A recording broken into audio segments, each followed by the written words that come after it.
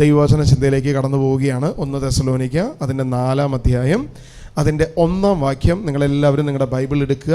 കാരണം എല്ലാവരും ഈ ഒരു വചനം വായിച്ച് മുന്നോട്ട് പോകുമ്പോഴാണ് പലപ്പോഴും നമുക്ക് അനേക കാര്യങ്ങൾ നമുക്ക് ദൈവം വെളിപ്പെടുത്തുന്ന കാര്യങ്ങളെക്കുറിച്ചൊരു ബോധ്യം ലഭിക്കുക. എല്ലാവരും ബൈബിൾ എടുക്കുക. 1 തെസ്സലോനിക്ക അതിൻ്റെ 4-ാം അധ്യായം അതിൻ്റെ 1 മുതൽ വാക്യങ്ങൾ നമുക്ക് വായിക്കാം. സഹോദരരെ, അവസാനമായി ഞങ്ങൾ കർത്താവായ യേശുക്രിസ്തുവിൽ നിങ്ങളോട് അപേക്ഷിക്കുകയും യാചിക്കുകയും ചെയ്യുന്നു. ജീവിക്കേണ്ടതും ദൈവത്തെ പ്രീതിപ്പെടുത്തേണ്ടതും എങ്ങനെയെന്ന് നിങ്ങൾ ഞങ്ങളിൽ നിന്ന് പഠിച്ചു. അതനുസരിച്ച് ഇപ്പോൾ നിങ്ങൾ ജീവിക്കുന്നത് പോലെ ഇനിയും മുന്നേറുവിൻ. ആമേൻ. ഇവിടെ അപ്പോസ്തലനായ പൗലോസ് തെസ്സലോനിക്കർക്ക് എഴുതി കൊടുത്ത ഒരു പ്രധാനപ്പെട്ട വിഷയമാണ് നമ്മളിവിടെ കാണുന്നത്. അവസാനമായി ഞങ്ങൾ കർത്താവായ യേശുവിൽ നിങ്ങളോട് അപേക്ഷിക്കുകയും യാചിക്കുകയും ചെയ്യുന്നു. 2 കാര്യങ്ങളാണ്. ഞങ്ങൾ നിങ്ങളോട് അപേക്ഷിക്കുകയും യാചിക്കുകയും ചെയ്യുന്നു. ഞങ്ങൾ യേശുവിൻ്റെ നാമത്തിൽ നിങ്ങളോട് അപേക്ഷിക്കുകയും നിങ്ങളെ പ്രബോധിപ്പിക്കുകയും അല്ലെങ്കിൽ നിങ്ങളോട് യാചനകൾ എത്രയോ വിനീതമായിട്ടാണ് ഇവിടെ അപ്പസ്തോലൻ അവരോട് പറയുന്നൊരു കാര്യം. ഇതെന്താണ് ഈ അപേക്ഷയും യാചനയും എന്താണ് എന്നുള്ളത് താഴോട്ട് പറയുന്നുണ്ട്. ജീവിക്കേണ്ടതും ദൈവത്തെ പ്രീതിപ്പെടുത്തേണ്ടതും എങ്ങനെയെന്ന് നിങ്ങൾ ഞങ്ങളിൽ നിന്നും പഠിച്ചു. അതനുസരിച്ച് ഇപ്പോൾ നിങ്ങൾ ജീവിക്കുന്നത് പോലെ ഇനിയും മുന്നേറുവിൻ. അതായത് ഞങ്ങളിൽ നിന്ന് പഠിച്ച നല്ല കാര്യങ്ങൾ എന്താണ് ഞങ്ങളിൽ നിന്ന് പഠിച്ചത്? എങ്ങനെ ദൈവത്തെ പ്രസാദിപ്പിക്കാം, എങ്ങനെ ദൈവത്തെ പ്രീതിപ്പെടുത്താം, എങ്ങനെ ദൈവ മഹത്വം അറിഞ്ഞ് മനസ്സിലാക്കി മുന്നേറാം എന്നുള്ളത് അപ്പസ്തോലന്മാരിൽ നിന്നും ദൈവ സഭയിൽ നിന്നും തെസ്സലോനിക്കയിലുള്ള ദൈവജനം മനസ്സിലാക്കി.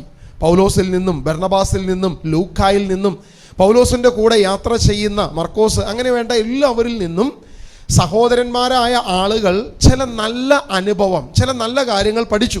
എന്തൊക്കെയാണ് പഠിച്ചത്? എങ്ങനെ ദൈവത്തെ പ്രീതിപ്പെടുത്താം, എങ്ങനെ ദൈവത്തെ പ്രസാദിപ്പിക്കാം എന്നുള്ളത് നിങ്ങൾ ഞങ്ങളിൽ നിന്ന് പഠിച്ചു. അങ്ങനെ തന്നെ നിങ്ങൾ മുന്നേറുവിൻ. അതിൽ നിന്ന് യാതൊരു മാറ്റവും ഉണ്ടാകരുത്.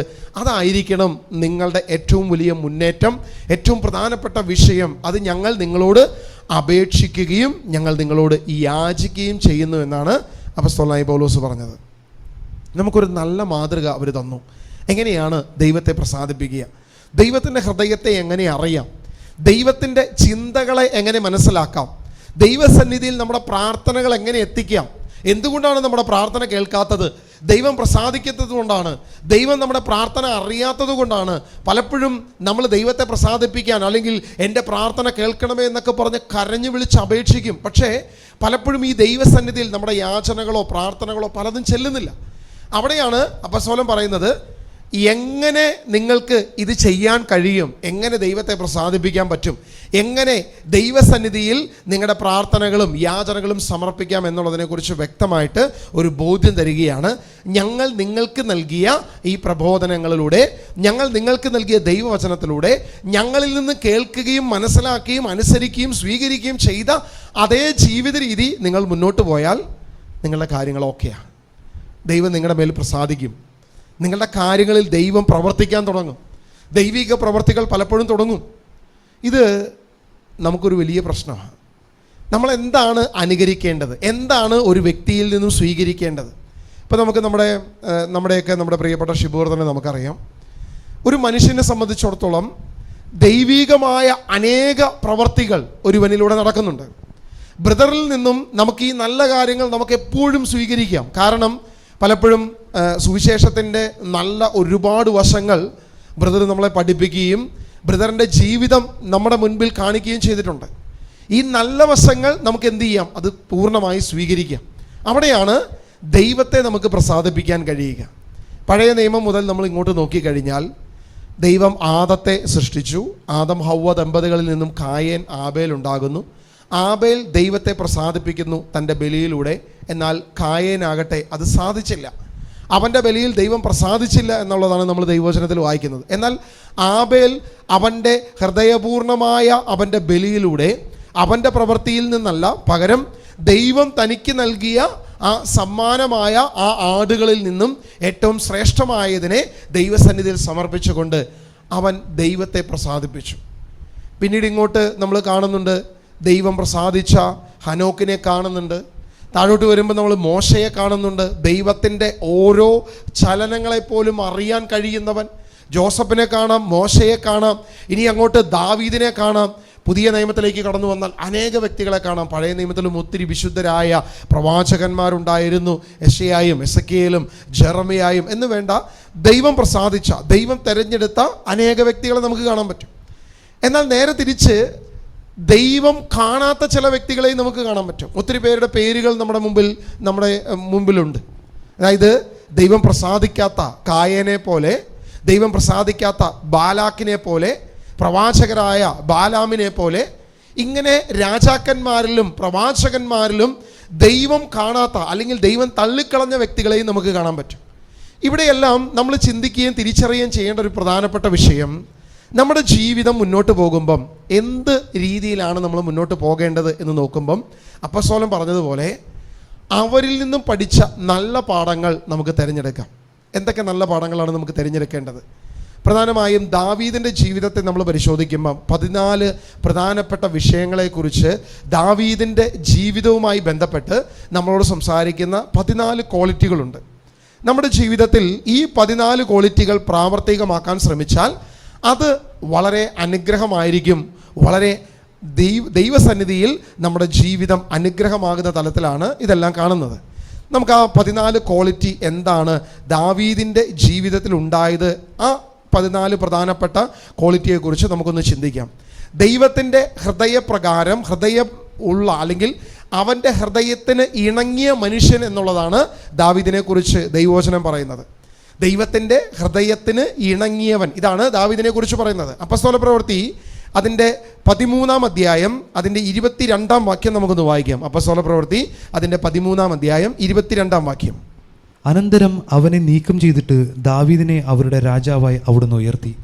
അവനെക്കുറിച്ച് അവിടുന്ന് ഇപ്രകാരം സാക്ഷ്യപ്പെടുത്തിയിരിക്കുന്നു. ദാവീദിനെ കുറിച്ച് ദൈവം എന്താണ് സാക്ഷ്യപ്പെടുത്തിയത് എന്നുള്ളതാണ് വചനത്തിൽ പറയുന്നത്. വായിക്കാം. ജെസ്സയുടെ പുത്രനായ ദാവീദിൽ എന്റെ ഹൃദയത്തിനിണങ്ങിയ ഒരു മനുഷ്യനെ ഞാൻ കണ്ടെത്തിയിരിക്കുന്നു. ജെസ്സയുടെ പുത്രനായ ദാവീദിൽ എന്റെ ഹൃദയത്തിന്, ദൈവം പറയുകയാണ്, ദൈവം ദാവീദിനെ കുറിച്ച് സാക്ഷ്യപ്പെടുത്തുന്നത് എങ്ങനെയാണ്? എൻ്റെ ഹൃദയത്തിന് ഇണങ്ങിയ ഒരു വ്യക്തിയെ എനിക്ക് കാണാം, അവനാണ് ദാവീദ് എന്ന് വ്യക്തമായിട്ട് ഇവിടെ ദൈവം തൻ്റെ പ്രവചനം, ആ പ്രവചന വാക്യം തന്നെ എടുത്തുകൊണ്ട് ഇത് അപ്പോസ്തല പ്രവൃത്തി അതിൻ്റെ 13:22 ദാവീദിൻ്റെ ആ ഒരു വലിയ മേഖല എന്താണ്, ദൈവം ദാവീദിൽ കണ്ട ക്വാളിറ്റി എന്നുള്ളത് പറയുകയാണ്. എന്താണ്? എൻ്റെ ഹൃദയത്തിന് ഇണങ്ങിയവൻ എന്നുള്ളതാണ് പറയുന്നത്.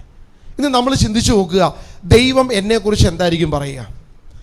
എനിക്ക് എന്തായാലും കൃത്യമായിട്ട് പറയാൻ പറ്റും, ദൈവം എന്നെക്കുറിച്ച് പറയുന്നത് ദൈവത്തിൻ്റെ ഹൃദയത്തിന്, ചിലരൊക്കെ ചിരിക്കുന്നുണ്ട്, ഞാനിനി എന്ത് പറയുമെന്ന് വിചാരിച്ചിട്ടായിരിക്കും. എന്ത് പറയാൻ പറ്റും എന്നെക്കുറിച്ച്? നിങ്ങളൊന്ന് പറഞ്ഞേ. ആരെയും അൺമ്യൂട്ട് ചെയ്യണ്ട, വെറുതെ നാറ്റിക്കണ്ട, നിങ്ങൾ ഹൃദയത്തിൽ പറഞ്ഞാൽ മതി എന്നെക്കുറിച്ച് ദൈവം എന്ത് പറയുന്നുള്ളത്, നിങ്ങൾ കണ്ട എന്നെക്കുറിച്ച് ദൈവം എന്ത് പറയുന്നുള്ളതെന്ന് വിലയിരുത്താം. ആരും ഇങ്ങോട്ട് പറയണ്ട, എനിക്കറിയാം നിങ്ങൾ പറയാൻ പോകുന്നതൊക്കെ. ഞാൻ പലപ്പോഴും ചിന്തിച്ചിട്ടുണ്ട്, കർത്താവേ ഞങ്ങളെക്കുറിച്ച് എന്തായിരിക്കും ദൈവത്തിൻ്റെ ഹൃദയത്തിലുള്ള ചിന്ത, ദൈവം എന്തായിരിക്കും നമ്മളെക്കുറിച്ച് പറയുന്നത്? ദാവീദിൻ്റെ ജീവിതവും അവൻ്റെ സകല ക്വാളിറ്റിയും വെച്ച് നോക്കുമ്പം നമ്മളെക്കുറിച്ചൊന്നും ദൈവത്തിൻ്റെ എൻ്റെ ഒരു കൂട്ടുകാരൻ പണ്ട് അവനൊരു ആഗ്രഹവുമായിട്ടൊരു അച്ഛൻ്റെ അടുത്ത് ചെന്നു. അപ്പോൾ അവൻ അച്ഛൻ്റെ അടുത്ത് പോയിട്ട് അവൻ്റെ ക്വാളിറ്റിയൊക്കെ അച്ഛനറിയാം, നന്നായിട്ട് പേഴ്സണലി ചെറുപ്പം മുതൽ അറിയാവുന്ന ഒരു അച്ഛനാണ്. അപ്പോൾ അച്ഛൻ്റെ അടുത്ത് പോയിട്ട് ചോദിച്ചു, അച്ഛാ എന്നെക്കുറിച്ചുള്ള ദൈവ പദ്ധതി എന്തായിരിക്കും? ദൈവവിളി എനിക്കുണ്ടോ? ഒരു പുരോഹിതനാകാൻ, ഒരു അച്ഛനാകാനുള്ള ഒരു ദൈവവിളി എന്നെക്കുറിച്ച് ഉണ്ടോ? അച്ഛനൊന്ന് പ്രാർത്ഥിച്ചിട്ട് എന്നെക്കുറിച്ചൊന്ന് പറയണം എന്ന് പറഞ്ഞു. അപ്പം അച്ഛൻ പെട്ടെന്ന് ഒറ്റയടിക്ക് തിരിച്ചു പറഞ്ഞൊരു കാര്യമുണ്ട്, എടാ അത് പ്രാർത്ഥിക്കൊന്നും വേണ്ട, എനിക്കൊരു കാര്യം നല്ല ഉറപ്പാണ്, നിനക്കൊരു മിസ് കോള് പോലും ഇല്ല. അതായത് ദൈവവിളിയല്ല, നിനക്കൊരു മിസ് കോള് പോലും ഉണ്ടാകാനൊരു സാധ്യതയില്ല. ദൈവത്തെ ഓർത്ത് സഭയെ നശിപ്പിക്കാനായിട്ട് നീ ഇവിടോട്ട് വരരുത് എന്നുള്ളൊരു വിനീതമായ ഒരു അപേക്ഷ മാത്രമേ നിന്നോടുള്ളൂ എന്നാണ് അച്ഛൻ അവനോട് മുഖത്ത് നോക്കി പറഞ്ഞത്. അതുപോലെ ഞാനും ചിന്തിക്കുക, പലപ്പോഴും ഒരുപക്ഷെ നമ്മളെക്കുറിച്ചും ദൈവസന്നിധിയിൽ അല്ലെങ്കിൽ ദൈവത്തിൻ്റെ കരത്തിൽ ചിലപ്പോൾ ഫോണൊന്നെടുത്ത് എന്നെ ഒന്ന് വിളിക്കണമെന്നോ അല്ലെങ്കിൽ ഒരു മിസ് കോൾ കൊടുക്കണമെന്ന് പോലുമുള്ള ചിന്തയില്ലാത്തവരായിരിക്കും ഒരുപക്ഷെ നമ്മളൊക്കെ. നമ്മളിന്ന് തിരിച്ച് ചിന്തിക്കുക, കർത്താവേ നിൻ്റെ ഹൃദയത്തിനിണങ്ങിയവനാകാൻ എനിക്ക് എങ്ങനെ സാധിക്കും?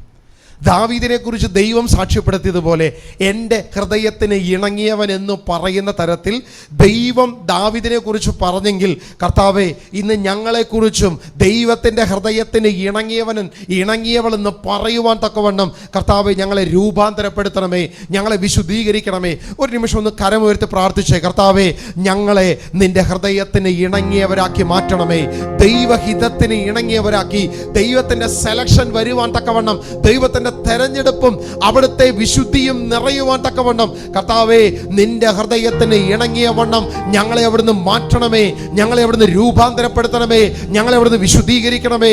അവിടുത്തെ എളിമയുള്ള ഹൃദയം, അവിടുത്തെ വിശുദ്ധിയുള്ള ഹൃദയം ഞങ്ങൾക്ക് നൽകണമേ എന്ന് പ്രാർത്ഥിക്കുന്നു. കർത്താവേ, ഇന്ന് ഈ കൂട്ടായ്മയെ അനുഗ്രഹിക്കണമേ, വിശുദ്ധീകരിക്കണമേ എന്ന് പ്രാർത്ഥിക്കുന്നു. ഞങ്ങൾ ഓരോരുത്തരും ദൈവത്തിന്റെ ഹൃദയത്തിന് ഇണങ്ങിയവരായി മാറുവാൻ തക്കവണ്ണം എൻ്റെ ദൈവമേ അവിടുന്ന് ശക്തിപ്പെടുത്തണമേ എന്ന് പ്രാർത്ഥിക്കുന്നു. ഹല്ലേലൂയ. യേശുവേ ആരാധന, യേശുവേ സ്തുതിക്കുന്നു. ദാവീദിന്റെ ചില ക്വാളിറ്റികളെ കുറിച്ച് നമ്മളൊന്ന് പരിശോധിക്കുക. ഒന്നാമത്തെ ദാവീദിന്റെ പ്രധാനപ്പെട്ട ക്വാളിറ്റി, ദൈവത്തിലാണ് അവന്റെ ആശ്രയം. അവന്റെ സകല ആശ്രയവും ദൈവത്തിലാണ്. അവൻ ഒരു തരത്തിലും മനുഷ്യനിൽ ആശ്രയിക്കുന്നില്ല, മനുഷ്യകരങ്ങളിൽ ആശ്രയിക്കുന്നില്ല, മനുഷ്യകരങ്ങളെക്കുറിച്ച് അവൻ ചിന്തിക്കുന്നില്ല. തൻ്റെ പൂർണ്ണമായ ആശ്രയം ദൈവത്തിൽ മാത്രമാണ്. അവൻ സ്വന്തം ബലത്തിലല്ല ആശ്രയിക്കുന്നത്, സ്വന്തം കഴിവിലല്ല ആശ്രയിക്കുന്നത്, തൻ്റെ കയ്യിലുള്ള ആയുധങ്ങളിലല്ല അവൻ ആശ്രയിക്കുന്നത്. അവൻ്റെ പൂർണ്ണമായ ആശ്രയം അവൻ ദൈവത്തിലാണ് കൊടുക്കുന്നത്. അത് നമ്മൾ വായിക്കുന്നുണ്ട്. 1 ശമൂവേൽ അതിൻ്റെ 17-ാം അധ്യായം അതിന് 37 മുതൽ വാക്യങ്ങളിൽ നമ്മൾ വായിക്കുന്നുണ്ട്. അവൻ്റെ മുൻപിൽ വന്ന ആ കരടിയെ അല്ലെങ്കിൽ സിംഹത്തെ വലിച്ചു കീറിക്കൊണ്ട് എൻ്റെ ദൈവം എന്നെ രക്ഷപ്പെടുത്തി എന്നുള്ളതാണ്. നമുക്ക് ആ വചനം ഒന്ന് വായിക്കാം. 1 ശമൂവേൽ അതിൻ്റെ 17-ാം അധ്യായം 37-ാം വാക്യം. സിംഹത്തിന്റെയും കരടിയുടെയും കയ്യിൽ നിന്ന് എന്നെ രക്ഷിച്ച കർത്താവ് ഈ ഫിലിസ്ത്യന്റെ കയ്യിൽ നിന്നും എന്നെ രക്ഷിക്കും. ആമേൻ. ഇവിടെ നമുക്കറിയാം ദാവീദിന്റെ കയ്യിൽ നല്ലൊരു കവണയുണ്ട്, നല്ലൊരു കവണയുണ്ട്. ഈ കവണ വെച്ചിട്ടാണ് ദാവീദ് ആ ഫിലിസ്തീനായ ഗോലിയാത്തിനെ തകർക്കുകയും അവനെ ഇല്ലാതാക്കുകയും ചെയ്യുന്നത്. എന്നാൽ ഈ ഗോലിയാത്തിനെ തകർക്കുവാൻ അവൻ്റെ കയ്യിലെ കവണയല്ല അവൻ ആശ്രയിക്കുന്നത്. ഇനി മാത്രമല്ല, അവൻ്റെ ജീവിതത്തിൽ മുൻപ് 2-3 കാര്യങ്ങൾ സംഭവിച്ചിട്ടുണ്ട്. അത് രാജാവിൻ്റെ മുൻപിൽ വന്ന് ദാവീദ് പറയുന്നുണ്ട്, അല്ലയോ രാജാവേ, എന്നെ ഏൽപ്പിച്ച ജോലി ഞാൻ നല്ലതായിട്ട് നോക്കി.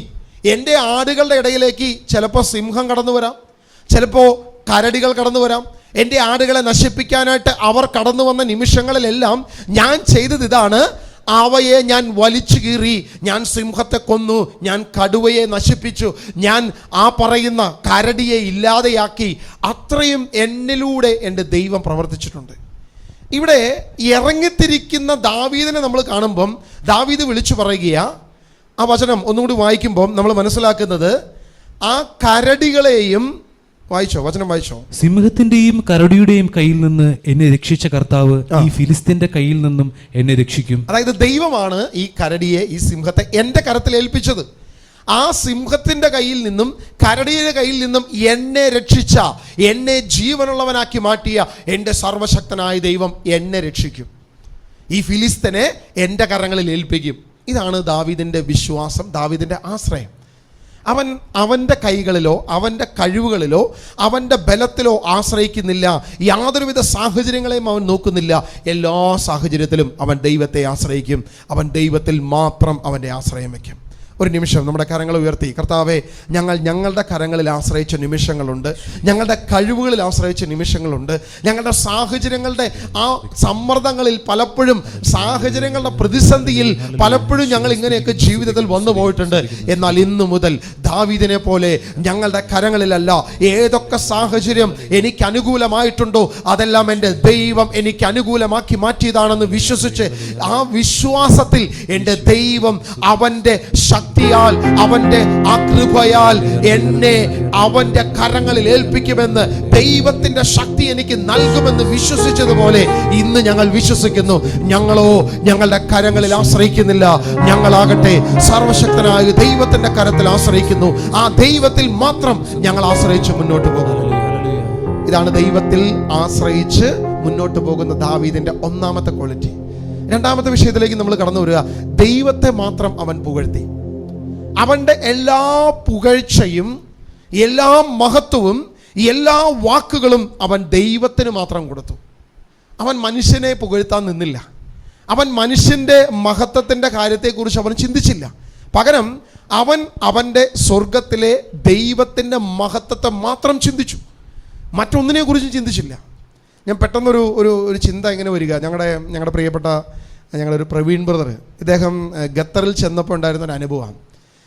അദ്ദേഹം ഇവിടെ നമ്മുടെ നാട്ടിൽ ഈ ടോറസൊക്കെ ഓടിച്ചുകൊണ്ട് നടന്ന ഒരാളാണ്. അതായത് വലിയ വലിയ ലോറികളും ടോറസും എല്ലാവരും അദ്ദേഹത്തിൻ്റെ ഡ്രൈവിങ്ങിന് ഭയങ്കര ഇഷ്ടമുള്ള ഒരാളാണ്. ഞാൻ എൻ്റെ ഫാമിലിയൊക്കെ യാത്ര പോകുമ്പം പ്രവീണാണ് വണ്ടി ഓടിക്കുന്നതെങ്കിൽ ഭയങ്കര സന്തോഷമാണ്, ഞങ്ങൾക്ക് സുഖമായിട്ടിരുന്ന് ഉറങ്ങാം, ഭയങ്കര ഹാപ്പിയാണ്. അപ്പോൾ ഈ പ്രവീൺ എക്സ്പീരിയൻസ്ഡ് ആണ്, വലിയ ട്രെയിലറുകൾ ഓടിക്കുന്ന, വർഷങ്ങളായിട്ട് ഈ 16 വീല് 32 വീലൊക്കെ ഉള്ള വലിയ ട്രെയിലറുകളൊക്കെ ഓടിക്കുന്ന, അങ്ങനെ ഓടിച്ചുകൊണ്ട് നടക്കുന്ന ഒരാളാണ്. അതുകൊണ്ട് തന്നെ ഇവന് ഡ്രൈവിംഗ് ഭയങ്കര ഈസിയാണ്. അപ്പോൾ ഇങ്ങനെ നിൽക്കുമ്പോൾ ഇവൻ ഖത്തറിൽ ചെല്ലുന്നു, ഖത്തറിലെ ലൈസൻസിന് വേണ്ടി അപ്ലൈ ചെയ്യുന്നു. ആദ്യത്തെ പ്രാവശ്യം അപ്ലൈ ചെയ്തു, അത് ടെസ്റ്റ് എടുത്തു, പരാജയപ്പെട്ടു. രണ്ടാമത്തെ ദിവസം അപ്ലൈ ചെയ്തു, ടെസ്റ്റ് എടുത്ത് പരാജയപ്പെട്ടു. അപ്പോൾ ഈ 2 പ്രാവശ്യം കഴിഞ്ഞ് കഴിഞ്ഞപ്പോൾ ഞാനും നമ്മുടെ പ്രിയപ്പെട്ട റിനോ ബ്രദറും ഉള്ള സമയത്ത് പ്രവീൺ ഒരു ദിവസം വിളിച്ചു. അന്ന് പ്രവീണിനോട് ഇങ്ങനെ സംസാരിക്കാനിടയായി. അപ്പോൾ റിനോ ബ്രദറാണ് സംസാരിക്കുന്നത്. എങ്ങനെയുണ്ട് പ്രവീണ എന്ന് ചോദിച്ചു. അപ്പോൾ ആദ്യത്തെ പ്രാവശ്യം ഭയങ്കര കോൺഫിഡൻ്റ് ആയിരുന്നു, പക്ഷേ പരാജയപ്പെട്ടപ്പം റിനോ ബ്രദറിനെ വിളിച്ചിട്ട് ഭയങ്കര സങ്കടം പറഞ്ഞു. രണ്ടാമത്തെ പ്രാവശ്യം പരാജയപ്പെടുത്തപ്പം അതിൽ കൂടുതൽ സങ്കടം പറഞ്ഞു.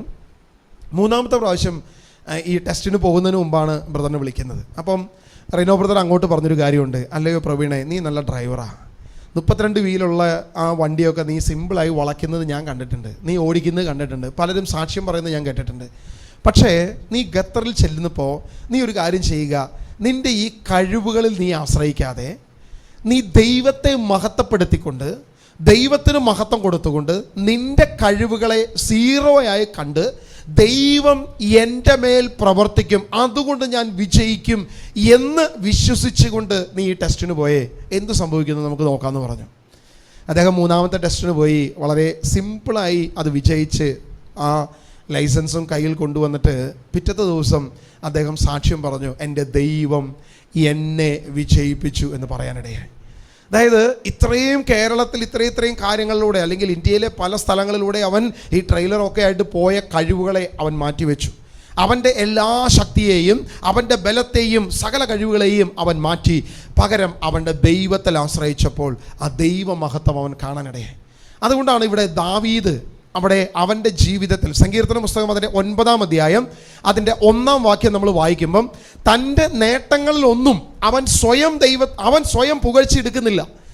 അവൻ്റെ ദൈവത്തിന് മഹത്വം കൊടുക്കുന്നു, അവൻ്റെ ദൈവത്തെ പാടി ആരാധിക്കുന്നു, ദൈവത്തെ വാഴ്ത്തുന്നു. ആ വാക്യം ഒന്ന് വായിക്കാം. സങ്കീർത്തനം അതിൻ്റെ 9-ാം അധ്യായം അതിൻ്റെ 1-ാം വാക്യം നമുക്കൊന്ന് വായിക്കാം. പൂർണ്ണ ഹൃദയത്തോടെ ഞാൻ കർത്താവിന് നന്ദി പറയും, അവിടുത്തെ അത്ഭുത പ്രവൃത്തികൾ ഞാൻ വിവരിക്കും.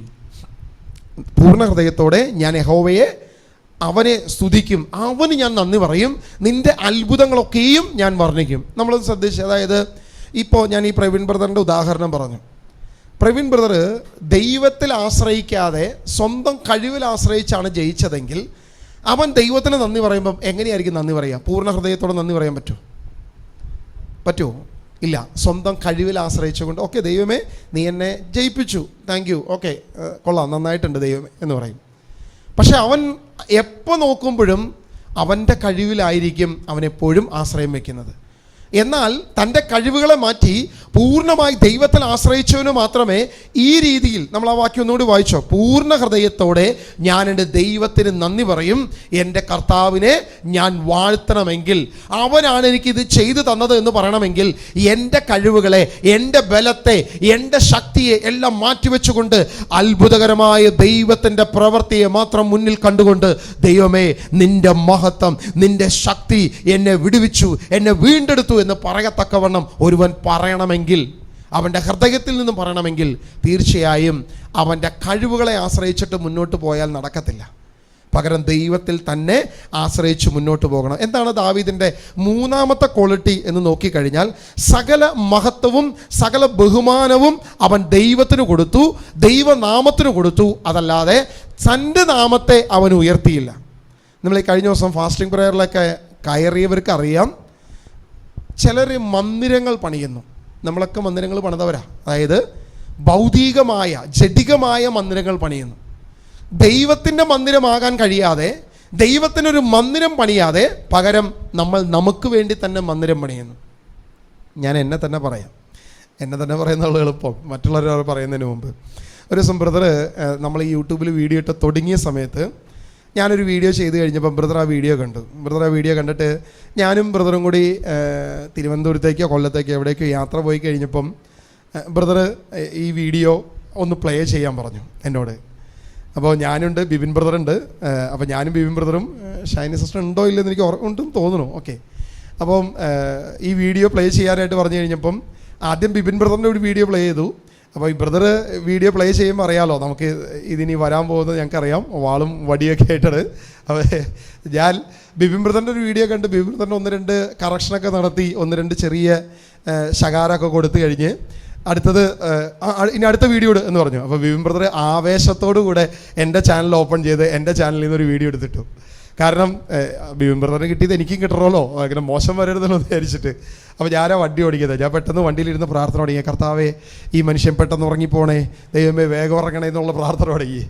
എൻ്റെ വീഡിയോ കണ്ട് ആദ്യത്തെ ഇൻട്രൊഡക്ഷൻ കഴിഞ്ഞ് 1-2 വാക്കുകൾ കഴിഞ്ഞപ്പോഴേക്കും പാവം ബ്രദർ നല്ല ഭംഗിയായിട്ട് ഉറങ്ങി. എനിക്ക് സന്തോഷമായി, പ്രത്യേകിച്ച് ഒന്നും കേട്ടില്ല, കുഴപ്പമില്ല. പിറ്റേ ദിവസം തിരിച്ചു വന്നപ്പം ബ്രദർ, എടാ ഇന്നലെ ആ 2ാമത്തെ വീഡിയോ ഇട്ടത് അത് ഞാൻ കേട്ട് തുടങ്ങിയപ്പോഴേ ഉറക്കം വന്നു.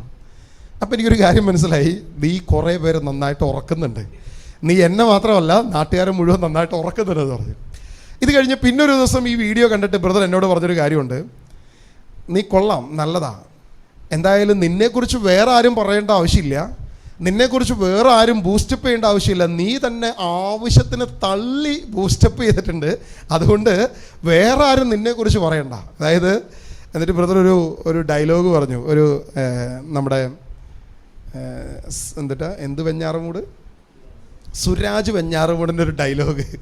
അതായത് ഞാനത് SP എന്നൊന്നും പറഞ്ഞാൽ പോരാ, വേറൊരു സാധനമാണ് പറഞ്ഞത്. ബ്രദർ പറഞ്ഞ വാക്കുകൾ, അതായത് വേറൊരു തെണ്ടിയും നമ്മളെക്കുറിച്ച് പറയാനില്ലാത്തതുകൊണ്ട് നീ തന്നെ അത് പറഞ്ഞോളെന്ന് പറഞ്ഞിട്ട് ബ്രദർ ആ സംഭവം പറഞ്ഞു. എൻ്റെ പൊന്നോ, ഞാൻ അന്ന് അതായത് വണ്ടിയിലിരുന്ന് കുറച്ച് നേരം ഞാൻ ദൈവമേ പെട്ടെന്ന് ഭൂമി പിളർന്ന് ഈ കാറേപ്പാടെ പാതാളത്തിലേക്ക് പോയിരുന്നെങ്കിൽ എന്ന് ചിന്തിക്കുന്ന അവസ്ഥയായിരുന്നു.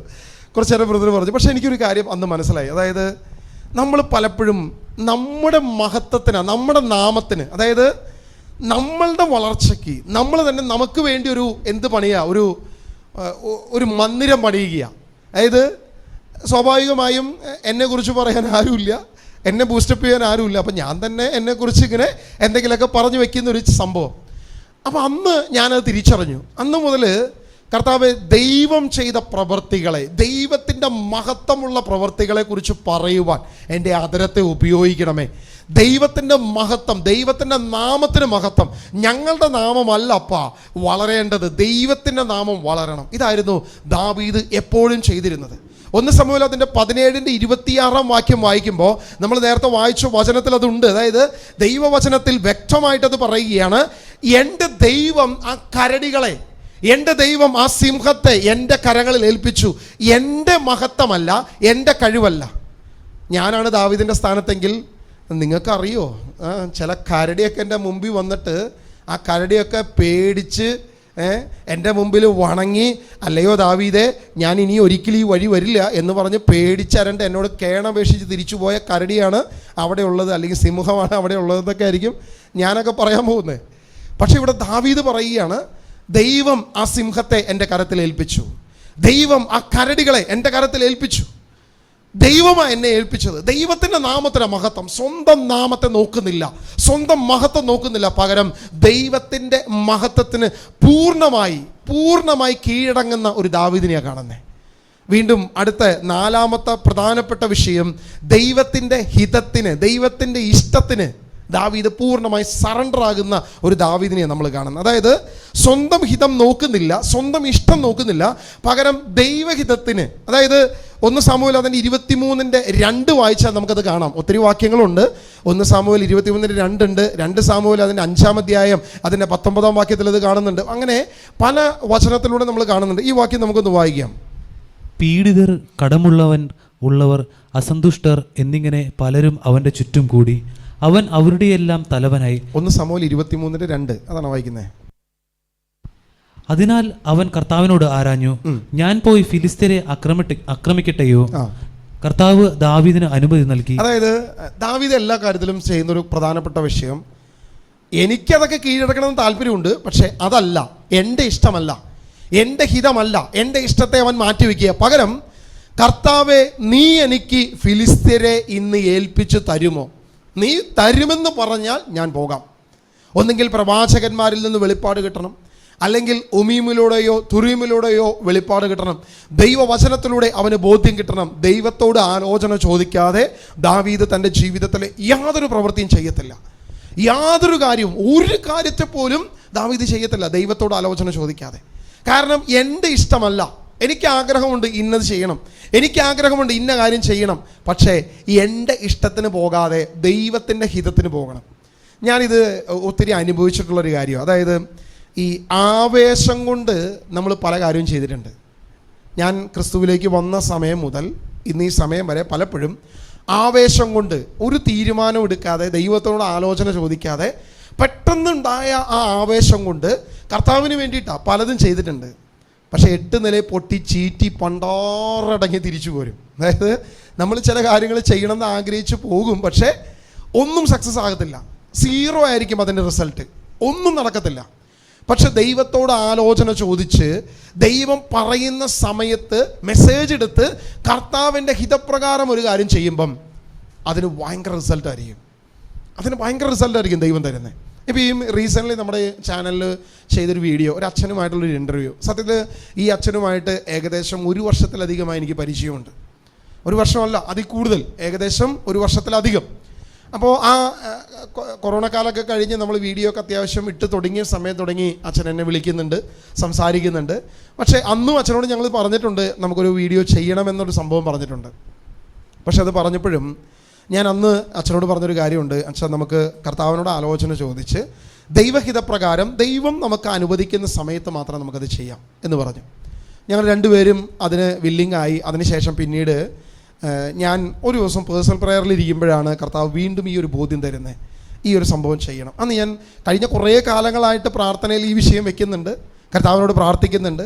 പക്ഷെ അന്നൊന്നും മെസ്സേജ് എടുക്കാനുള്ളൊരു ആത്മപ്രചോദനം തോന്നിയില്ല. പക്ഷെ ഒരു ദിവസം ഇതുപോലെ പേഴ്സണൽ പ്രയറിലായിരിക്കുമ്പോൾ പെട്ടെന്നൊരു ആത്മപ്രചോദനം തോന്നി, മെസ്സേജ് എടുത്തു. കർത്താവ് അനുകൂലമായ മെസ്സേജ് തന്നു. അതിനുശേഷം പിന്നീട് 2-3 പേരെ കൊണ്ട് മെസ്സേജ് എടുപ്പിച്ചു. അവിടെയെല്ലാം ദൈവം തൻ്റെ ഹിതത്തെക്കുറിച്ച് വ്യക്തമായ മെസ്സേജുകൾ തന്നു കഴിഞ്ഞപ്പം ഞാൻ ഈ അച്ഛന് മെസ്സേജ് ഇട്ടു, അച്ഛാ നമുക്ക് ഇങ്ങനൊരു കാര്യം ചെയ്താലോ എന്ന് ചോദിച്ചു. അച്ഛൻ പറഞ്ഞു നമുക്ക് നോക്കാം, ഞാൻ ഒന്ന് പ്രാർത്ഥിച്ചിട്ട് പറയാമെന്ന് പറഞ്ഞു. പിറ്റേ ദിവസം അച്ഛൻ പറഞ്ഞു, മോനെ നമുക്ക് ഇന്ന ദിവസം ചെയ്യാം, മോൻ ഫ്രീ ആണെങ്കിൽ നമുക്ക് വരാണെങ്കിൽ നമുക്ക് ചെയ്യാമെന്ന് പറഞ്ഞു. ഞാൻ പോയി ചെയ്തു. പക്ഷേ അത് ചെയ്തു കഴിഞ്ഞപ്പം സത്യം പറഞ്ഞാൽ ദൈവം അത് അനേകരിലേക്ക് എത്തിച്ചു. അതായത് ആ ചെയ്ത കാര്യത്തിനൊരു ഫലമുണ്ടായി. നമ്മൾ ആവേശം കൊണ്ട് പലപ്പോഴും പലതും ചെയ്യാറുണ്ട്, പക്ഷെ അതിനൊരു ഫലം ഉണ്ടാകാറില്ല. നമ്മൾ എഫേർട്ട് എടുക്കും, ഒത്തിരി അധ്വാനിക്കും, ഒത്തിരി ആവേശത്തോട് ചെയ്യും, പക്ഷേ അതിൻ്റെ ഫലം നോക്കുമ്പോൾ അത് 0 ആയിരിക്കും. കാരണം അതുകൊണ്ട് ചിലപ്പോൾ ഗുണമില്ല, ദൈവത്തിന് അതുകൊണ്ട് മഹത്വമില്ല, ദൈവനാമത്തിന് അതുകൊണ്ട് മഹത്വമില്ല. പകരം ദൈവത്തോട് ആലോചന ചോദിച്ച് ദൈവഹിതപ്രകാരം ഒരു കാര്യം ചെയ്തു കഴിയുമ്പം അതിന് വലിയ ഫലമാണ്. ഇവിടെ ദാവീദ് തൻ്റെ ജീവിതത്തിലെ ഓരോ കാര്യങ്ങളും ദൈവത്തോട് ആലോചന ചോദിക്കാതെ ഒരു കാര്യം ചെയ്യുന്ന ഒരു ദാവീദിനെ നമുക്ക് കാണാൻ പറ്റില്ല. എല്ലാം ദാവീദ് ദൈവത്തോട് ആലോചന ചോദിക്കുക. 5-ാമത്തെ കാര്യം, അവൻ ദൈവവചനത്തിൽ ആശ്രയം വെക്കുന്നു. എപ്പോഴും ദൈവവചനം അവൻ്റെ ഹൃദയത്തിൽ സൂക്ഷിക്കുന്നു. ഓരോ വാക്യങ്ങളും ഓരോ വചനങ്ങളും അവൻ്റെ ഹൃദയത്തിൽ സൂക്ഷിച്ചുകൊണ്ട് മുന്നോട്ട് പോകുന്ന ഒരു ദാവീദിനെ നമുക്ക് കാണാൻ പറ്റും. സങ്കീർത്തനം 119 നമ്മൾ വായിച്ചാൽ ആ 119ൻ്റെ എല്ലാ വാക്യങ്ങളും അതിനോടനുബന്ധിച്ചാണ് കിടക്കുന്നത്. 119ൻ്റെ 105-ാം വാക്യം നമുക്കൊന്ന് വായിക്കാം. 119-ാം സങ്കീർത്തനം അതിൻ്റെ 105-ാം വാക്യം നമുക്കൊന്ന് വായിക്കാം. അങ്ങയുടെ വചനം എൻ്റെ പാദത്തിന് വിളക്കും പാതയിൽ പ്രകാശവുമാണ്. ദൈവത്തിൻ്റെ വചനം എൻ്റെ പാതയിൽ വിളക്കും, എനിക്ക് എൻ്റെ പാദത്തിന് പ്രകാശവും. അതായത് എപ്പോഴും സകല കാര്യങ്ങളും എല്ലാ കാര്യങ്ങളിലും ദൈവത്തിൻ്റെ വചനമാണ് ദാവീദ് ഏറ്റവും വിലപ്പെട്ടതായിട്ട് എടുക്കുന്നത്. ദാവീദിൻ്റെ സങ്കീർത്തനങ്ങൾ നോക്കുക. 12-ാം സങ്കീർത്തനം അതിൻ്റെ 6-ാം വാക്യം, 19-ാം സങ്കീർത്തനം അതിൻ്റെ 9-11 വാക്യം, 119-ാം സങ്കീർത്തനം 105-ാം വാക്യം, അതിൻ്റെ 160-ാം വാക്യം. ഇവിടെയെല്ലാം ഇതേ കാര്യം തന്നെയാണ് പറയുന്നത്. അതായത് എൻ്റെ ഏത് കാര്യത്തിലും എൻ്റെ ഹൃദയത്തിൽ ദൈവത്തിൻ്റെ വചനം ഒരുക്കുക. യുവാവ് എങ്ങനെ പാപത്തിൽ വീഴാതെ ജീവിക്കും? തൻ്റെ വചനം അവൻ്റെ ഹൃദയത്തിൽ സൂക്ഷിച്ചുകൊണ്ട് അവൻ പാപത്തിൽ വീഴാതെ വിശുദ്ധിയിൽ ജീവിക്കും. ദൈവവചനം അവൻ്റെ ഹൃദയത്തിൽ ആഴപ്പെട്ടു. എപ്പോഴും ദൈവവചനത്തിന് വലിയ പ്രാധാന്യം കൊടുത്തു. ദൈവവചനം അവൻ എപ്പോഴും വായിച്ചു കൊണ്ടിരിക്കും, ദൈവത്തെ എപ്പോഴും പ്രസാദിപ്പിച്ചു കൊണ്ടിരിക്കും. ഞാൻ ഈ കഴിഞ്ഞ ദിവസം മലയാറ്റൂർ അവിടെ പ്രാർത്ഥിച്ചുകൊണ്ടിരിക്കുന്ന സമയത്ത് ഞാൻ ബൈബിൾ വായിച്ചുകൊണ്ടിരിക്കുകയായിരുന്നു. ഞാൻ ബൈബിൾ വായിച്ചുകൊണ്ടിരിക്കുമ്പം ആകർഷ്ടനായിട്ടൊരു ചേട്ടൻ എൻ്റെ അടുത്തോട്ട് വന്നു. ആ ചേട്ടൻ എൻ്റെ അടുത്തോട്ട് വന്നിട്ട് എന്നോട് സംസാരിച്ചു, എന്നാണ്ട് വിശേഷം, എന്താ ചെയ്യുന്നത്? ഞാൻ പറഞ്ഞു ബൈബിൾ വായിക്കുകയാണ്. അപ്പോൾ അല്ല, അതെനിക്ക് മനസ്സിലായി, നിങ്ങൾ എന്താണ് പേഴ്സണലി ചെയ്യുന്നത് എന്നൊക്കെ ചോദിച്ചു സംസാരിച്ചു, വിഷയം പറഞ്ഞു.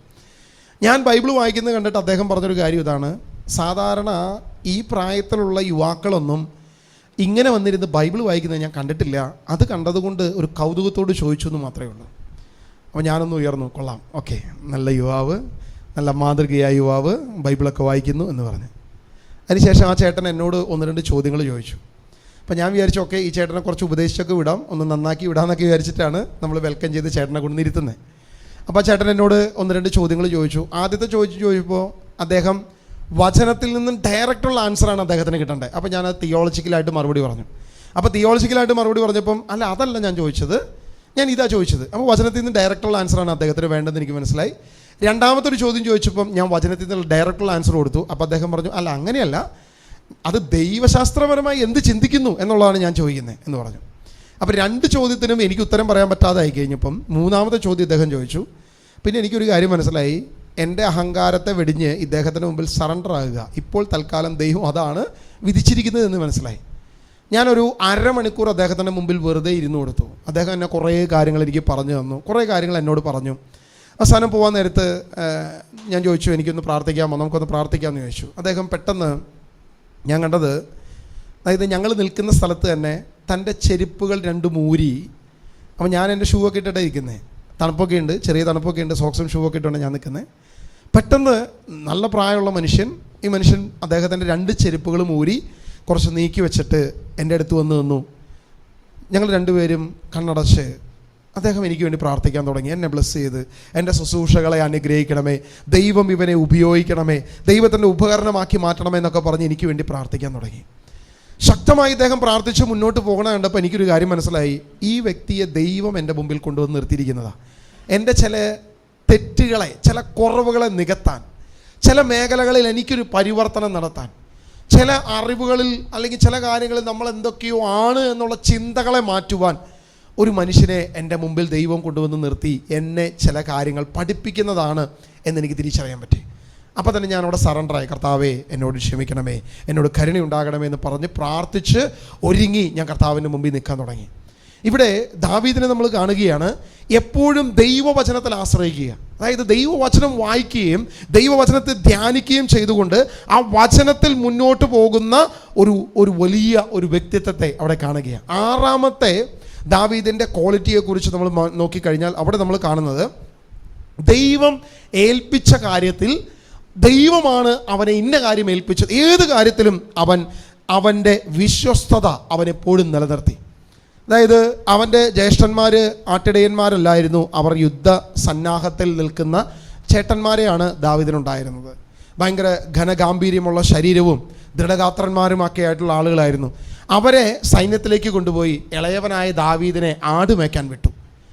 ഞാനാണെങ്കിൽ ഈ ആട് മേയ്ക്കാൻ വിട്ടെങ്കിൽ അവിടെ ഇരുന്നിട്ട് പെറുപെറുപ്പായിരിക്കും, തന്ത വൃത്തികെട്ടവൻ, അവൻ്റെ ചേട്ടന്മാരെയൊക്കെ അങ്ങോട്ട് വിട്ടു, എന്നെ ഈ ആടിൻ്റെ മൂത്രം, ഈ ആടിൻ്റെ അപ്പി കോരാനായിട്ട് എന്നെ വിട്ടേക്കുകയാണ്, ഇത് ശരിയല്ല എന്നൊക്കെ പറഞ്ഞിട്ട് അപ്പനെതിരുള്ള പിറുപിറുപ്പായിരിക്കും ഒരു പക്ഷേ നമുക്കുണ്ടാകുക. പക്ഷെ ഇവിടെ ദാവീദ് അവനെ ഏൽപ്പിച്ച ജോലി എന്ത് തന്നെയാകട്ടെ, എന്നെ ആടിനെ മേയ്ക്കാനാണ് ഏൽപ്പിച്ചത്. പക്ഷേ ആ ആടിനെ മേൽക്കുന്ന കാര്യത്തിൽ അവൻ വിശ്വസ്തത കാണിച്ചപ്പം അവൻ എന്ത് ചെയ്തു? രാജഭരണം ഏൽപ്പിച്ചു. രാജഭരണത്തിൽ അവൻ വിശ്വസ്തത കാണിച്ചപ്പം ദൈവത്തിൻ്റെ ഹൃദയത്തിന് ഇണങ്ങിയവനെന്ന് ദൈവവചനത്തിൽ പറയുവാൻ തക്കവണ്ണം അത്രത്തോളം അവൻ വിശ്വസ്തനായ ഒരു ശിഷ്യനായി അല്ലെങ്കിൽ ഒരു മകനായി അവൻ മാറാൻ ദൈവം ഇടയാക്കി. അങ്ങനെ വിശ്വസ്തനായ, ഏൽപ്പിക്കപ്പെട്ട സകല കാര്യത്തിലും വിശ്വസ്തനായ ഒരു ദാവീദിനെ നമുക്ക് കാണാം. വീണ്ടും എല്ലാ കാര്യത്തിലും ഒരു നേരും ഒരു സത്യസന്ധതയുമുള്ള ഒരു ദാവീദിനെയാണ് നമ്മൾ കാണുന്നത്. അതായത് അവൻ അവിശ്വസ്തത വെടിഞ്ഞു, അവൻ വ്യാജം വെടിഞ്ഞു, വളഞ്ഞ വഴികളെ അവൻ തിരഞ്ഞെടുത്തില്ല. അവൻ എല്ലാ കാര്യത്തിലും നേരായ വഴിയെ തിരഞ്ഞെടുത്തു. ഒരേ ഒരു കാര്യത്തിലൊഴിച്ച് അവൻ പാപത്തിൽ വീഴുമ്പോൾ അവൻ വളഞ്ഞ വഴിയെ തിരഞ്ഞെടുക്കുന്നു. എന്നാൽ ആ വളഞ്ഞ വഴിയിൽ പോലും അവനെ വിരൽ ചൂണ്ടുന്ന ആ പ്രവാചകൻ മുൻപിൽ സറണ്ടർ ആകുന്ന ദാവീദിനെയാണ് നമ്മൾ കാണുന്നത്. അത്രത്തോളം അവൻ ഏൽപ്പിക്കപ്പെട്ട സകല കാര്യത്തിലും വിശ്വസ്തനായി മുന്നോട്ട് പോയ ഒരു ദാവീദിനെയാണ് നമ്മൾ കാണുന്നത്. വീണ്ടും അടുത്ത കാര്യം, ദാവീദ് സമയത്തിനായി കാത്തിരുന്നു. ഒന്നിനും അവൻ ധൃതി പിടിച്ചില്ല. എനിക്കിപ്പോൾ വേണം, എനിക്കിപ്പോൾ ഇത് കിട്ടിയേ തീരൂ, ഇന്ന കാര്യം എനിക്ക് ഇപ്പം നടക്കണം, എനിക്ക് വിവാഹം ഇപ്പം നടക്കണം, എനിക്ക് ജോലി ഇപ്പം നടക്കണം, എനിക്ക് ഞാൻ ചിന്തിക്കുന്ന കാര്യം, ഞാൻ ഇഷ്ടപ്പെടുന്ന, ഞാൻ ആഗ്രഹിക്കുന്ന കാര്യം എനിക്കിപ്പോൾ വേണം എന്നൊരു ചിന്ത ഒരിക്കലും ദാവീദിനില്ല. കാരണം ദാവീദിനെ അഭിഷേകം ചെയ്തു. സാവൂൾ അവിടെ രാജാവായിട്ട് നിൽക്കുമ്പോൾ സാവൂളിനെ തിരസ്കരിച്ചുകൊണ്ട് ദാവീദിനെ അഭിഷേകം ചെയ്തു. പക്ഷെ അഭിഷേകം ചെയ്യപ്പെട്ട ദാവീദിനെ നമ്മൾ കാണുന്ന പിന്നീട് തേരാപാല നടക്കുക, കഷ്ടപ്പെട്ട് നടക്കുക, സാവൂൾ കൊല്ലാൻ നടക്കുക. അവിടെ സാവൂളിനെ തൻ്റെ കരങ്ങളിൽ ഏൽപ്പിച്ചിട്ട് പോലും, അവനെ കൊല്ലാൻ അവസരം കിട്ടിയിട്ട് പോലും, ഇല്ലാതെയാക്കാൻ അധികാരം സ്ഥാപിക്കാൻ അവസരം കിട്ടിയിട്ട് പോലും അതിന് പിൻപുള്ള പല രാജാക്കന്മാരും തൻ്റെ പിതാക്കന്മാരെയോ മുൻപുള്ള രാജാക്കന്മാരെയോ കൊന്ന് അധികാരം സ്ഥാപിക്കുന്നത് നമ്മൾ കാണുന്നുണ്ട്. പക്ഷെ ദാവീദ് മാത്രം അക്കാര്യത്തിൽ നേരെ വിപരീതമാണ്. സാവൂളിനെ തൻ്റെ കരങ്ങളിൽ ഏൽപ്പിച്ചിട്ടും അവനെ വധിക്കാതെ, അവനെ തൊടാതെ ദൈവത്തിൻ്റെ സമയത്തിനായി കാത്തിരുന്നു. ഒരു നിമിഷം നമ്മുടെ കണ്ണുകൾ അടച്ചേ കർത്താവിനോട് പറഞ്ഞേ, കർത്താവേ, നിന്റെ സമയത്തിനായി ഞങ്ങൾ കാത്തിരിക്കുന്നു. നിന്റെ ഹിതം, നിന്റെ ഇഷ്ടം ഞങ്ങളുടെ ജീവിതത്തിൽ വരുവാൻ നിന്റെ സമയം, അത് ഞങ്ങൾക്ക് അനുഗ്രഹമാകും. നിന്റെ സമയം ഞങ്ങളെ തെരഞ്ഞെടുക്കുമ്പോൾ, ഞങ്ങളുടെ മുൻപിൽ വരുമ്പോൾ അതാണ് ഞങ്ങൾക്ക് അനുഗ്രഹമാകുന്നതെന്ന് ഞങ്ങൾ വിശ്വസിക്കുന്നു. ഹല്ലേലൂയ. യേശുവേ ആരാധന, യേശുവേ നന്ദി. എപ്പോഴും അടുത്ത ക്വാളിറ്റി പറയുകയാണ്, എളിമയും ഹൃദയവും പശ്ചാത്താപവും ഉണ്ടായിരുന്നവനാണ് ദാവീദ്. അതായത് അവൻ അഹങ്കാരത്തിൽ നിന്ന് ഒഴിഞ്ഞു മാറി. അവൻ്റെ പാപം ബോധ്യപ്പെട്ടപ്പോൾ അവൻ അപ്പം തന്നെ സറണ്ടർ ആകുക.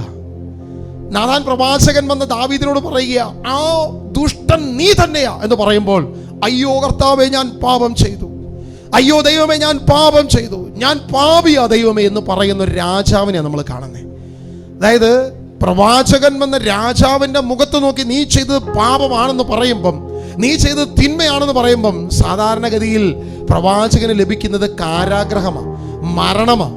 പക്ഷെ അവിടെ പ്രവാചകന്റെ മുൻപിൽ കീഴടങ്ങുന്ന, പൂർണ്ണമായി സറണ്ടർ ആകുന്ന, അയ്യോ ഞാൻ പാപിയാണ് എന്ന് പറയുന്ന ഈ എളിമയുള്ള ഒരു ഹൃദയമുള്ള ഒരു ദാവീദിനെയാണ് നമ്മൾ കാണുന്നത്. അത്രത്തോളം ഒരു എളിമയുള്ള ഹൃദയമുള്ള ഒരു ദാവീദിനെ നമുക്ക് കാണാൻ പറ്റും. വീണ്ടും ദാവീദിനെ നോക്കിക്കഴിഞ്ഞാൽ ദൈവസ്നേഹം, ദൈവനാമത്തെ തൻ്റെ ജീവനേക്കാൾ അധികം സ്നേഹിച്ചു. ദൈവനാമം, അതായത് അവൻ്റെ ജീവിതത്തിൻ്റെ കേന്ദ്രം യഹോവ എന്ന നാമമായിരുന്നു. ആ നാമത്തിൽ അവൻ എപ്പോഴും ആശ്രയം വെച്ചു, മറ്റൊന്നിലും അവൻ ആശ്രയിച്ചില്ല. യഹോവയുടെ നാമത്തിൽ അവൻ എപ്പോഴും ആശ്രയിച്ചിരുന്നു. യഹോവ എൻ്റെ ദൈവം, സർവശക്തനായ ദൈവം, ആ നാമത്തിൽ അവൻ എപ്പോഴും ആശ്രയിച്ചു.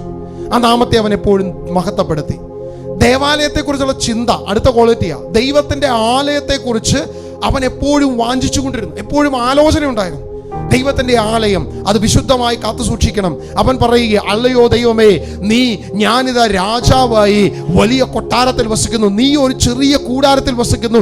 ഞാൻ നിനക്ക് വേണ്ടി ഒരു ആലയം പണിയട്ടെയോ, ഞാൻ നിനക്ക് വേണ്ടി വലിയൊരു ആലയം പണിയട്ടെയോ, ഒരു മഹത്തരമായ ഒരു ആലയം പണിയട്ടെയോ എന്ന് ദാവീദ് ചോദിക്കുക. ദൈവത്തിൻ്റെ ആലയത്തെക്കുറിച്ചുള്ള ഒരു ആകുലത, ഒരു ചിന്ത. നമ്മുടെ സ്വന്തം ആലയത്തെക്കുറിച്ച് നമുക്ക് ആകുലതയുണ്ടോ? ഇതാ ദാവീദ് ദൈവത്തിൻ്റെ ആലയത്തെക്കുറിച്ച് ആകുലനായി നിൽക്കുന്ന ഒരു വ്യക്തിയെ നമ്മൾ കാണുന്നത്. വീണ്ടും ദൈവജനത്തോടുള്ള ഒരു പ്രിയം. ദൈവജനത്തോട് ദാവീദിന്, അവൻ ചെയ്ത പാപത്തിന് ദൈവജനം ശിക്ഷ അനുഭവിക്കുമ്പം ഇതാ ദാവീദ് വിളിച്ചു പറയുക, അല്ലയോ കർത്താവേ, പാപം ചെയ്ത് ഞാനല്ലയോ, എന്നെയും എൻ്റെ കുടുംബത്തെയും നീ ശപിച്ചു കൊള്ളുക, എന്നെയും എൻ്റെ കുടുംബത്തെയും നീ ശിക്ഷിച്ചു കൊള്ളുക. ഈ ജനത്തെ നീ വെറുതെ വിടുക, ഈ ദൈവജനത്തെ നീ വെറുതെ വിടുക. കാരണം ദാവീദ് ചെയ്ത കുറ്റത്തിന് ദൈവജനം കഷ്ടത അനുഭവിക്കുമ്പം ജനത്തെക്കുറിച്ചുള്ള ആകുലത ദാവീദിനെ അലട്ടുകയാണ്. ഇങ്ങനെ എത്രയോ ക്വാളിറ്റികളാ. വീണ്ടും ഭക്തിയിലുള്ള അവൻ്റെ ദൈവഭയം. അവൻ ദൈവത്തോട് വളരെ അനുസരണമുള്ളവൻ, വളരെ അനുസരണമുള്ളവൻ. മാത്രമല്ല ദൈവത്തെ ഭയപ്പെട്ടിരുന്നവൻ. നമുക്കൊക്കെ മനുഷ്യനെയാ ഭയം പലപ്പോഴും. അതായത് ഓണാഘോഷത്തെ കുറിച്ച് പറഞ്ഞപ്പം, അല്ലെങ്കിൽ അതിനെക്കുറിച്ചുള്ള പഠനങ്ങൾ കൊടുത്തപ്പം, ഓണം എങ്ങനെയെങ്കിലും ആഘോഷിക്കണം, പക്ഷെ ഷിബൂർദർ അറിയരുത്. ഓണം എങ്ങനെയെങ്കിലും ആഘോഷിക്കണം, പക്ഷെ ബിബിംബ്രദർ അറിയരുത്. ഓണത്തിനൊരു ചെറിയ മുണ്ടൊക്കെ എടുത്ത് ഒന്ന് അഡ്ജസ്റ്റ് ചെയ്തുകൊണ്ട് പോകണം, പക്ഷേ ഷൈനി സിസ്റ്റർ അറിയരുത്. അറിഞ്ഞു കഴിഞ്ഞാൽ പ്രശ്നമാണ്. ഇത് മനുഷ്യനെ ഭയം, ദൈവത്തെ ഭയമില്ല. മനുഷ്യനെ ഭയപ്പെടുകയും ദൈവത്തെ ഭയമില്ലാതിരിക്കുകയും ചെയ്യുന്നൊരവസ്ഥ. എന്നാൽ ഇവിടെ ദാവീദിന് അങ്ങനെയല്ല. ദൈവത്തെ ഭയം, മനുഷ്യനെയല്ല അവൻ ഭയപ്പെടുന്നത്, പകരം ദൈവത്തെ ഭയം. അവൻ്റെ വാക്കിലും പ്രവൃത്തിയിലും എപ്പോഴും ദൈവത്തോട് നന്ദി പ്രകടിപ്പിച്ചുകൊണ്ടിരുന്നു. സങ്കീർത്തനങ്ങൾ മുഴുവൻ എടുത്തു നോക്കുക. ഓരോ സങ്കീർത്തനങ്ങളും അവൻ ദൈവത്തെ വാഴ്ത്തി, ദൈവത്തെ സ്തുതിച്ച്, ദൈവത്തെ മഹത്വപ്പെടുത്തി, ഓരോ സെക്കൻഡിലും ദൈവമഹത്വത്തിന് പ്രാധാന്യം കൊടുത്തുകൊണ്ട് മാത്രം അവൻ മുന്നോട്ട് പോയി. ഒരു തലത്തിലും മനുഷ്യനെ കുറിച്ച് അവൻ ചിന്തിച്ചില്ല. മാത്രമല്ല, ദാവീദിന്റെ ഏറ്റവും പ്രധാനപ്പെട്ട ക്വാളിറ്റിയാണ്, ദാവീദിനെ പഠിപ്പിക്കാൻ ദൈവത്തിന് സാധിക്കും. ഇന്ന് പലരുടെയും ഏറ്റവും വലിയ പ്രശ്നം, ദൈവത്തിന് പോലും അവരെ പഠിപ്പിക്കാൻ പറ്റത്തില്ല. അതായത് ദൈവം നിന്ന് നേരിട്ട് പറഞ്ഞാൽ പോലും പഠിക്കാത്തവരാണ് നമ്മളിൽ പലരും. ദൈവം പഠിപ്പിക്കുന്നതിനേക്കാൾ കൂടുതൽ അറിയാവുന്ന, നമ്മൾ പണ്ടൊക്കെ പറയുന്നൊരു പൊതുവായൊരു ഉപദേശം ഉണ്ടല്ലോ, അതായത് മാർപ്പാപ്പയെ വേദോപദേശം പഠിപ്പിക്കാൻ കഴിവുള്ളവരാണ് നമ്മളെല്ലാവരും. ദൈവത്തിന് പോലും നമ്മളെ പഠിപ്പിക്കാൻ കഴിയാത്തൊരവസ്ഥ. എന്നാൽ ദാവീദിന്റെ കാര്യത്തിൽ അങ്ങനെയല്ല. ഓരോ വഴികളും അവൻ മനസ്സിലാക്കി, അവൻ്റെ തെറ്റുകളെ അവൻ തിരിച്ചറിഞ്ഞ് തിരുത്തലുകൾ അവൻ്റെ ജീവിതത്തിലുണ്ടായിരുന്നു. ദൈവം പഠിപ്പിക്കുന്ന ഓരോ വഴികളിലും, ദൈവത്തിൻ്റെ ഓരോ വാക്കുകളിലും അവൻ പഠിച്ചു മുന്നോട്ട് പോകുന്നൊരവസ്ഥ അവൻ്റെ ജീവിതത്തിലുണ്ട്. അവൻ എല്ലാ കാര്യത്തിലും ഒരു ആത്മപരിശോധന നടത്തുന്ന ഒരു വ്യക്തിയായിരുന്നു.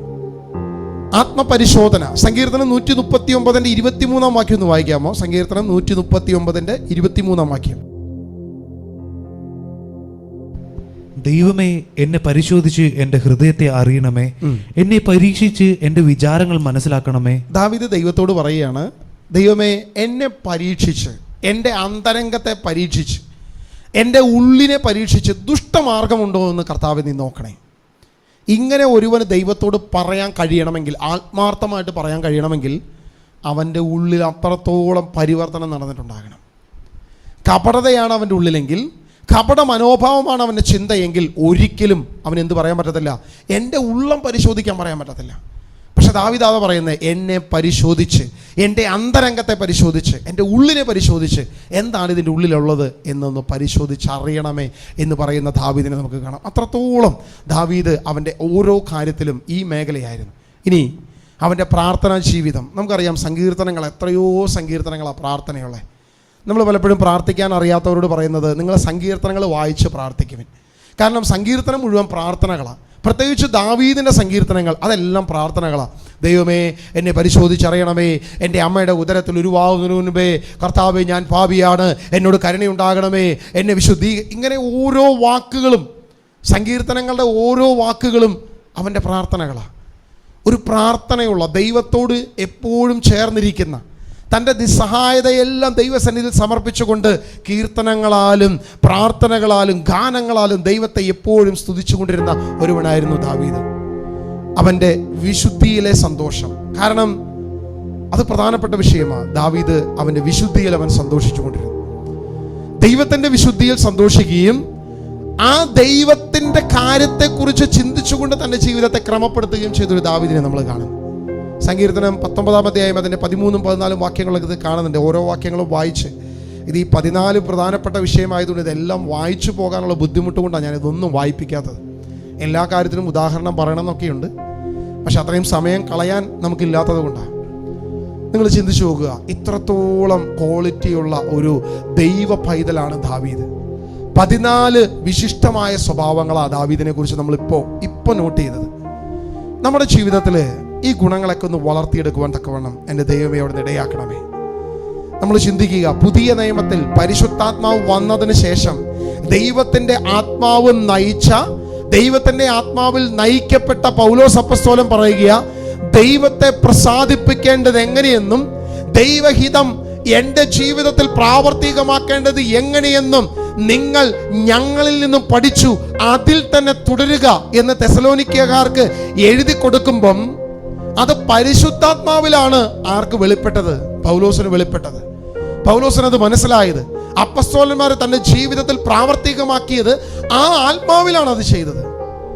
പക്ഷേ ഇത് പഴയ നിയമത്തിൽ ദൈവത്തിൻ്റെ ക്രൂശുമരണം സംഭവിക്കുന്നതിന് മുൻപ് ഇതേ ക്വാളിറ്റികളെല്ലാം ഉള്ള ഒരുവനായി ദൈവം ദാവീദിനോട് കുറിച്ച് പറയുകയാണ്, എൻ്റെ ഹൃദയത്തിനിണങ്ങിയവൻ.